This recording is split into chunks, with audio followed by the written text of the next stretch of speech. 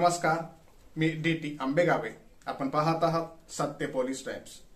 राज्याच्या अंतरिम अर्थसंकल्पीय अधिवेशनात सरकारचे 10 मोठे निर्णय. राज्याचे अर्थमंत्री आणि उपमुख्यमंत्री अजित पवार यांनी मंगळवारी राज्याचा अंतरिम अर्थसंकल्प सादर केलाय.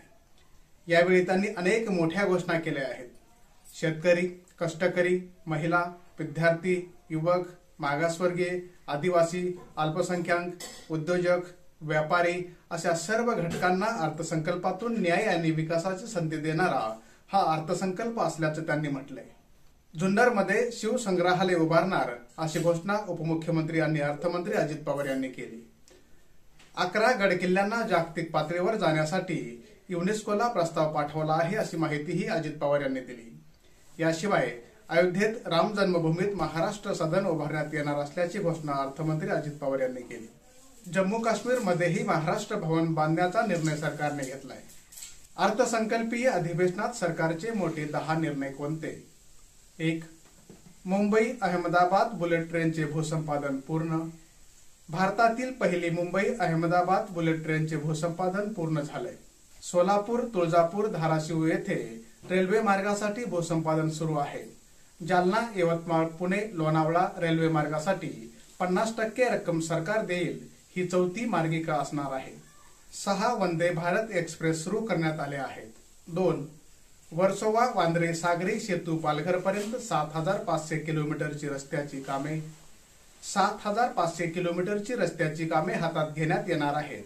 सार्वजनिक बांधकाम 19,000 कोटी रुपये देण्यात येत आहेत. वर्सोवा वांद्रे सागरी सेतू पालघरपर्यंत केला जाणार आहे. रत्नागिरी भागवत बंदरसाठी 300 कोटी रुपये. मिरकरवाडा बंदर नव्याने करण्यात येत आहे. 7,000 किलोमीटर लांबीचे रस्ते आणखी सुरू करणार आहे. 3. पेन्शनधारकांना दिलासा. संजय गांधी निराधार योजनेत 1,000 वरून 1,500 रुपये पेन्शन दिली जाणार आहे. प्रत्येक तालुक्यात एक शववाहिका उपलब्ध करून देण्यात येणार आहे. संत गाडगेबाबा महामंडळ स्थापन केलं जाईल. 4. रेडिओ क्लब जेटीसाठी 227 कोटी. रेडिओ क्लब जेटीसाठी 227 कोटी रुपयांचे काम सुरू होणार आहे. मिहान प्रकल्पासाठी 100 कोटी रुपयांची तरतूद करण्यात आली आहे. सामान्य प्रशासन विभागास 1,000 कोटी रुपये प्रस्तावित आहेत. वस्त्रोद्योग धोरण अंतर्गत शिधा वाटप करताना एका महिलेस एक साडी देण्याचं काम सुरू आहे. 5.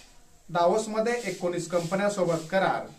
जानेवारी 2024 मध्ये दावोस येथे 19 कंपन्यांसोबत करार झाले आहेत अशी माहिती अर्थमंत्र्यांनी दिली. 6. 5 इंडस्ट्रियल पार्क मेक इन इंडियासाठी 196 कोटींच्या निविदा निर्यात वाढीसाठी 5 इंडस्ट्रियल पार्क तयार करण्यात येत आहेत. मेक इन इंडिया धोरणांतर्गत 196 कोटी रुपये निविदा प्रक्रिया राबविण्यात आली आहे. या ठिकाणी मॉल करण्यात येणार आहेत.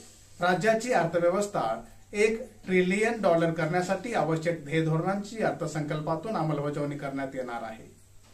7. 8,50,000 नवीन कृषी पंप बसवणार. शेतकऱ्यांसाठी सौर आणि कृषी पंप योजना राबवण्यात येणार आहे. 8,50,000 नवीन कृषी पंप बसवण्यात येणार असल्याची माहिती यावेळी दिली. शेळी, मेंढी, वराह योजनेअंतर्गत 129 प्रकल्पांचा प्रस्ताव सरकारला देण्यात आला आहे. येत्या 3 वर्षात 155 प्रकल्पांची दुरुस्ती करण्यात येईल. त्यासाठी 15,000 कोटी रुपयांची गरज आहे. 8. 1 लाख महिलांना रोजगार. 5,000 पिंक रिक्षा. 40% अपारंपरिक ऊर्जा राबविणार आहे. 37,000 अंगणवाडींना सौर ऊर्जा दिली जाणार आहे. 1 लाख महिलांना रोजगार दिला जाईल. अंगणवाडी सेविकांची 14 लाख पदं भरण्यात आली. 44 लाख नुकसान झालेल्या शेतकरी यांना 3,000 कोटी रुपयांची मदत देण्यात आली आहे. 5,000 पिंक रिक्षा महिलांसाठी दिल्या जाणार आहेत असं यावेळी सांगण्यात आलंय. 9. मुलींच्या सक्षमीकरणासाठी लेक लाडकी योजना. महिला आणि बालकल्याण विभागाला 3,107 कोटी रुपयांची तरतूद करण्यात आली आहे. मुलींना 18 वर्षापर्यंत विविध टप्प्यामध्ये 1,01,000 रुपये निधी देण्यात येईल. 10. खेळाडूंना प्रोत्साहन देण्यासाठी भरीव तरतूद. खेळाडूंसाठी मिशन लक्ष्यवेध योजनेअंतर्गत राज्य स्तरावर उच्च कामगिरी केंद्र, विभागीय स्तरावर क्रीडा उत्कृष्टता केंद्र, जिल्हा स्तरावर क्रीडा प्रतिभा विकास केंद्र अशी खेळाडूंसाठी त्रिस्तरीय प्रशिक्षण यंत्रणा उभारण्यात येणार आहे.